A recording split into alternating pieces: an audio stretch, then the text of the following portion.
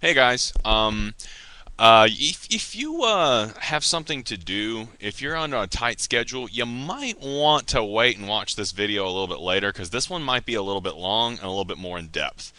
Today we're going to be talking about sentence construction and commas. So, yeah, fun, right? Anyway, I want to go ahead and tell you guys, those of you who have gone into the forum, into the writing activity folder, and participated in the passive verb exercise that I gave you there, good job. I've been very happy with what you guys put in there. Some of you still have to go back and kind of think about removing some of the passive verbs. If that's the case, don't worry about it. It's perfectly fine that you're kind of working with the concept a little bit because it's very difficult to write without using passive verbs. And one of the points I want to make is I'm not asking you to completely get rid of your passive verbs. I'm asking you to work on cutting them down. One of the best things you can do, if I put a reply to yours saying, hey, there's some passive verbs here, see if you can try to weed them out, go read some of the other entries. There's a couple in there. There's one, in fact, that the student didn't use any passive verbs at all. It's very impressive, and it's always nice to see students look at each other's work, get some ideas from there, and, as the class goes on, you might put together something that's absolutely perfect, and I might put your writing up to be the example that everybody goes and sees. So, long story short, I'm very happy with this class so far. Most of you went into the writing activity folder, posted something, and there's some interaction growing from there. That's fantastic. That's what we need to have happen in this class if you guys are going to learn in the online environment. So, kudos. If you haven't gotten into the writing activity folder yet, that's fine. Get it done by the end of the week. If you don't get in there by the end of the week, I might haunt you, okay? So, you don't want me haunting you. Anyway, let's talk about commas. Again, here's what I'm going to do. Rather than ask you to memorize a bunch of comma rules like the comma should go in this particular part of the sentence when A equals B, all that. No, just forget that. You're never going to learn commas that way. What I'm going to do instead is I'm going to give you a resource that actually shows you the correct way to construct sentences and how commas should go around particular words. It is a very good resource. I'm linking it under this video, and I'll put it under the resources tab with a link to the actual resource on Armstrong Atlantic State University's website. I helped create this website, so it's very special to me. But I do need to teach you how to use this resource because it can be a little bit difficult. And I'll try to put some examples of some of these things under the video so you can actually read how each rule works. And next week's writing activity is going to have to do with this handout. So you'll get a chance to practice some of this and hopefully use it on the next writing assignment when it comes up, or even in a revision for your personal profile. In order to understand this handout, you're gonna need to understand two things. One, the difference between an independent clause and a dependent clause. And again, I'm going to put some notes under this video so you guys don't have to, absorb all this information and take too many notes during the video. An independent clause is just a group of words that can function as a sentence. They are whole, they are complete. They have a subject, a verb that shows action, and some type of meaning. If you take everything else away, an independent clause can operate on its own as a complete sentence. A dependent clause is anything that is not a complete sentence. Something like, and let me give you an example. Again, I'll write these down. To the lighthouse. That is not a complete sentence. Or, let me think. Honeycombs. There's no action there. It's just a noun. Dependent clauses are phrases, parts of a sentence that can't stand on their own. What's happening on this comma formula sheet is it showing you how to put together complex sentences. And this is where so many students have their problems when it comes to commas. A lot of you have been taught that when you're writing and you feel a pause, you're supposed to put a comma there. The person who told you that does not like you, okay? They don't like you at all. They were not thinking of your best interest because that rule will get you in trouble so fast. It's really bad. There is a logic to where commas go, and it has to do with what is making a complete sentence and what is not making a complete sentence. Now, I'm going to go down each of these rules and give you an example of each. Okay, this is going to take some time, but bear with me, it's worth it. Rule number one under coordination. You don't even necessarily have to know coordination here. Just follow along with me under the numbers. Number 1, independent clause separated by an and, but, or, for, nor, so, or yet, with another independent clause coming around it. This means if you have the word and there are two complete sentences surrounding it, there needs to be a comma in front of the and. Now, how many of you knew that? I didn't know that the first time I used the sheet. Let me give you an example. David went to the lighthouse and he bought a hot dog. I don't know why the lighthouse is selling hot dogs, but David went to the lighthouse. That is a complete sentence. He bought a hot dog. Complete sentence. Therefore, you need a comma if you're going to use the and in that situation. You see, if I did this, David went to the lighthouse and bought a hot dog, that would not require a comma because bought a hot dog is not a complete sentence. You need he bought a hot dog in order for the comma to be merited in that case. Now, I'm expecting you to use these things not as a way to go back and check your writing, although you can do that if you really want. The best way to use this sheet is actually to print it out or bring it up on your computer as you're writing and use it to write sentences. Use it to write complex sentences. Because if you're writing and using this sheet to make your sentences, guess what? You will never screw up your commas again. It works very, very well. Now let's move on. Number 2 is a tad bit confusing.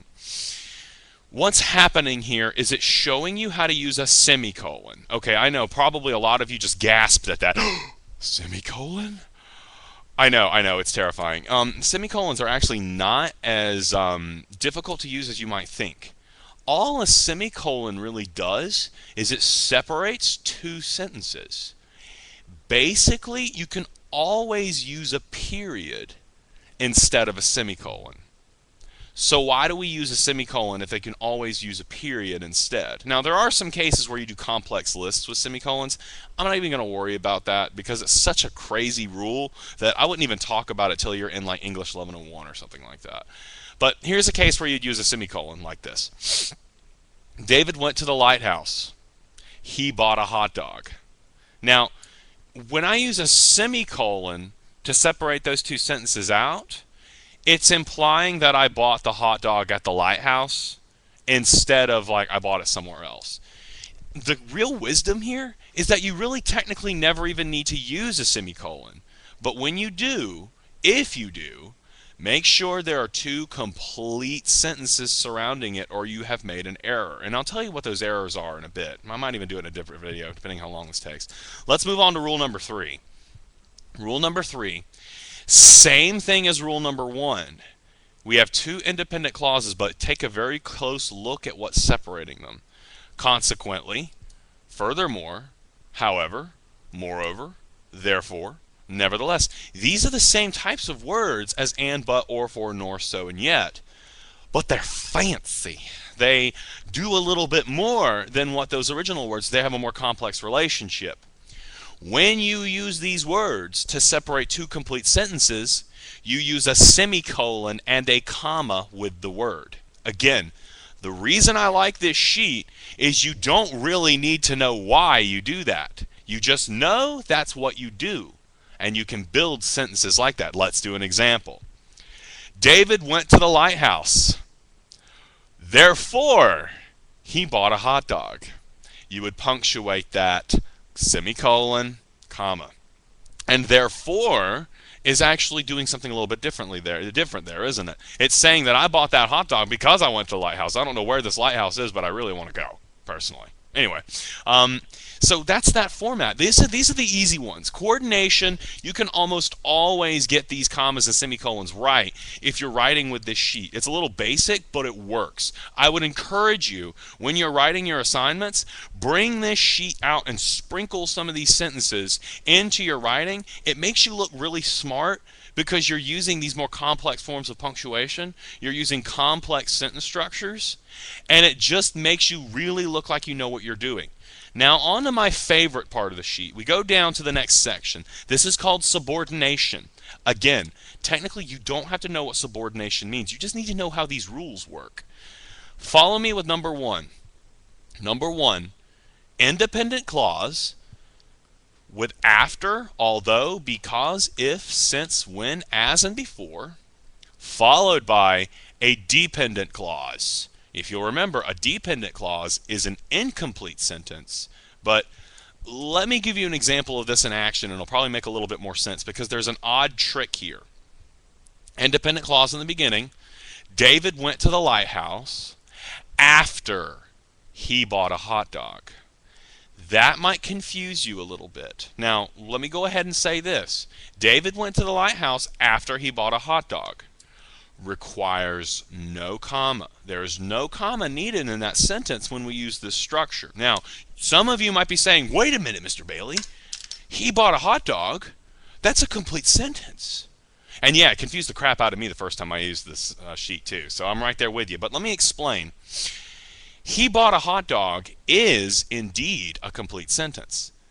But the trick is that if you use these words in the beginning, at the very front of an independent clause, guess what happens? After he bought a hot dog, it becomes an incomplete sentence. You can't say after he bought a hot dog. That's not a complete idea. It doesn't work. Therefore, it's a dependent clause. And this sentence structure, rule number one of subordination, works perfectly well. Let me read it again. David went to the lighthouse after he bought a hot dog. No comma needed. Some of you would look at that sentence, David went to the lighthouse after he bought a hot dog, and you would say, oh, there might be a little bit of a pause there. I might need a comma. You do not need a comma for that sentence. It doesn't work that way because we're using this particular sentence construction. Follow the sheet.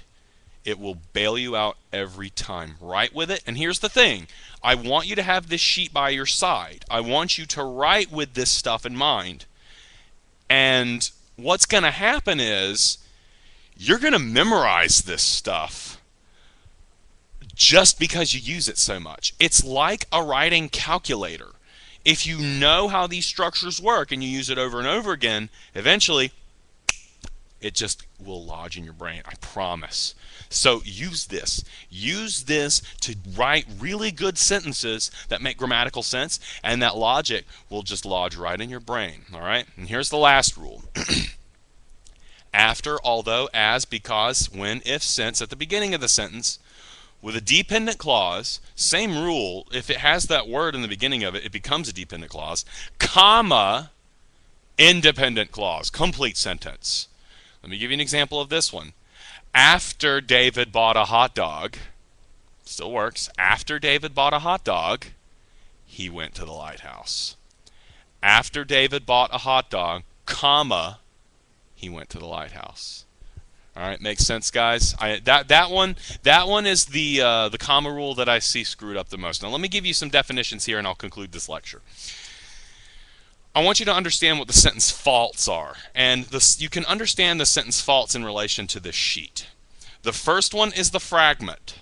A fragment is simply an incomplete sentence that's trying to be a complete sentence. To the lighthouse, after he bought a hot dog. That's an error. You can't have parts of the sentence functioning on their own without something coming behind them. It has to satisfy these rules. The next one is the run-on. A run-on is when you have two complete sentences smashed together. I'll give you an example. David went to the lighthouse, he bought a hot dog. That is a run-on sentence because it's two complete sentences without anything separating them. You would need to use the sheet to make sure they're separated in some way. Run-on. Comma splice is when you use a comma to separate two complete sentences. David went to the lighthouse, comma, he bought a hot dog.